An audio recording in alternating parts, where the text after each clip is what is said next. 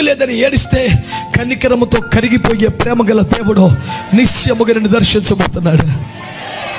ఎప్పుడైనా మంచిగా స్తోత్రం చెప్దాం అనుకోకండి, ఇప్పుడే చెప్పండి గట్టిగా హల్లెలూయా. దేవునితో దోషిగా నిలబడ్డావా, బలహీనతో ఉన్నావా, పాపముతో ఉన్నావా, చేయవలసిన సరిగా చేయలేక,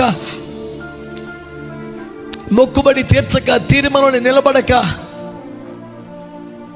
మేలులకు తగినట్టుగా ప్రవర్తించక, యాకోబులా స్వచిత్తాన్ని అమలు చేసుకొని నిబంధనే మొక్కుబడే మర్చిపోయి బతికేసావా?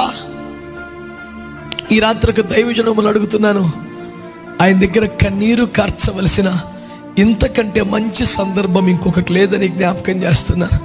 స్తోత్రం చెప్పండి ఒకసారి. నా ఆశ ఏంటంటే ఆయనతో మాట్లాడేటప్పుడు మన నోరు తక్కువ, మన కనులు ఎక్కువ మాట్లాడాలి. ఆమేన్ అనండి.